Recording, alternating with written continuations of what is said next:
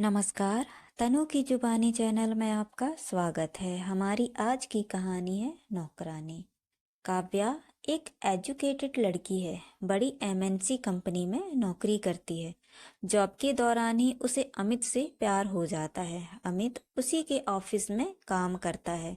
दोनों को पहली ही कुछ मुलाकातों में प्यार हो जाता है और लगभग 1 साल की डेटिंग के बाद ही दोनों शादी करने का फैसला भी ले लेते हैं। दोनों के परिवार को इस शादी से कोई परेशानी नहीं थी। दोनों अच्छा कमाते हैं और अच्छी नौकरी करते हैं और एक ही शहर में भी रहते हैं।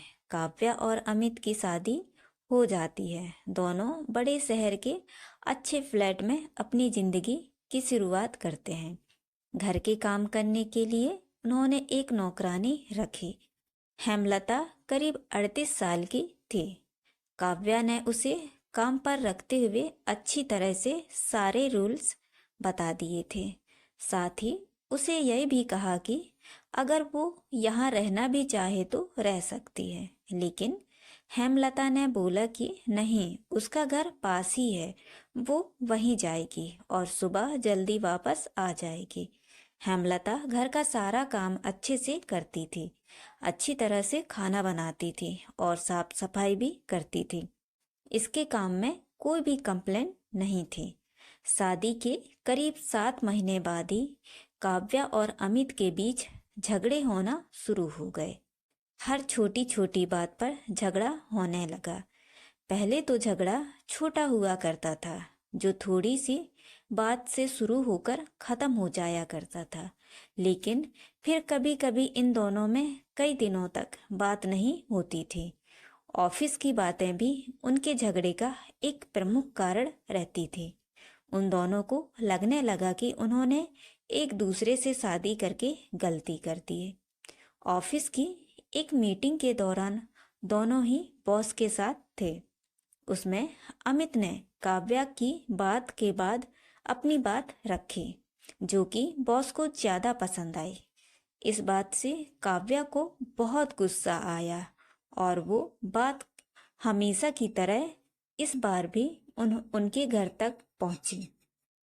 काव्या ने इस बात को लेकर अमित को बहुत कुछ सुनाया और साथ ही उसने नौकरी छोड़ने और तलाक की बात भी की। हेमलता उनकी सारी बातें, सारा झगड़ा हमेशा से सुना करती थी। बस वो अपने काम में लगी रहती। जब खाना बन जाता था तो वो दोनों को कहती। ज्यादातर वो लोग अलग अलग बैठकर ही खाते थे। काव्या अगले दिन ऑफिस नहीं गई। दोपहर तक अपने कमरे में बंद रही। हेमलता ने मैडम का दरवाजा भी नहीं खटखटाया। उसे अच्छी तरह पता था कि अभी वो कुछ भी नहीं चाहते।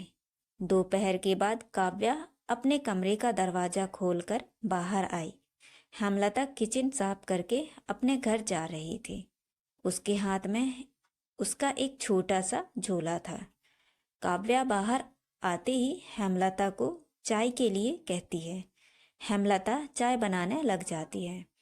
काव्या का मूड ठीक नहीं है। काव्या किचन में हेमलता के पास जाती है। हेमलता उसे खाना के लिए पूछती है। काव्या बोलती है, नहीं, अभी नहीं, सिर्फ चाय दो। काव्या हेमलता को पूछती है, तुमने खाना खाया? हेमलता, नहीं मैडम, मैंने खाना ले लिया है, मैं घर जाकर खाऊंगी।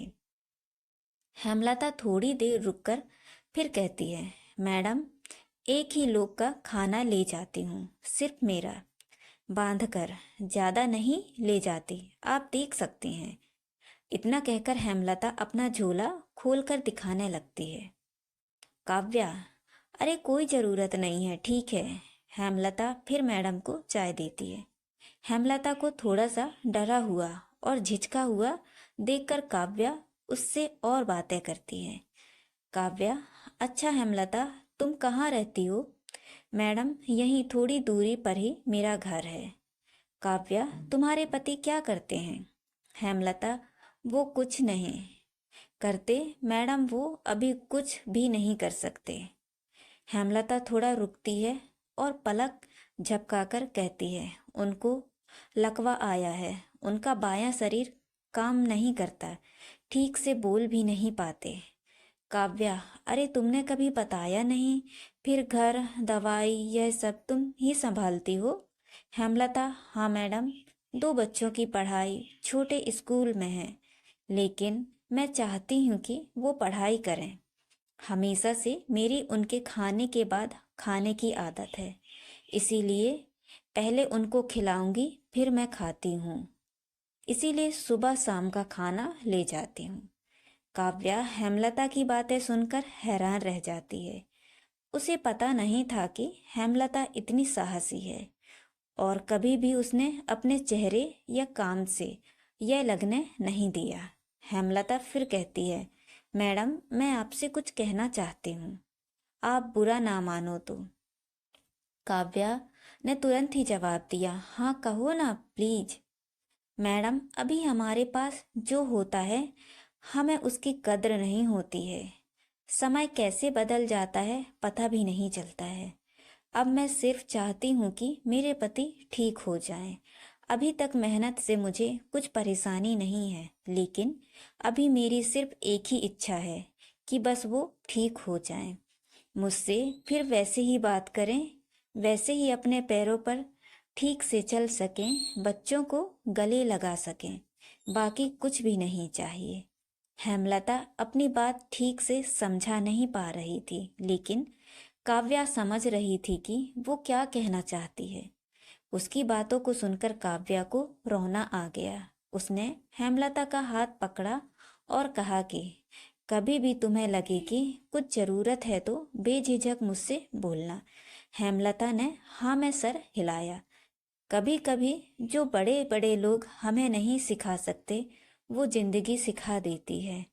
काव्या की आंखों पर लगा पर्दा जैसे हट गया। उसे समझ आया कि उसके पास भगवान का दिया बहुत कुछ है। पल भर में ही जैसे उसकी सारी नाराजगी, गुस्सा ना जाने कहाँ चला गया। जिस पति का वो मुंह भी नहीं देखना चाहती थी, अब उसके आने का इंतजार करने लगी। शाम जैसे तैसे आई। दरवाजे पर जैसे ही बेल बजी, वो दौड़ कर गई और दरवाजा खोला। सामने अमित को देखकर रोते हुए उसके गले लग गई और सॉरी बोला। अमित को कुछ समझ नहीं आया, लेकिन उसने भी काव्या को सॉरी बोला। तो दोस्तों, ये कहानी आपको कैसी लगी, लाइक और कमेंट करके ज़रूर बताएं, और चैनल को सब्सक्राइब करना ना भूलें। तो मिलते हैं अगली कहानी में। धन्यवाद।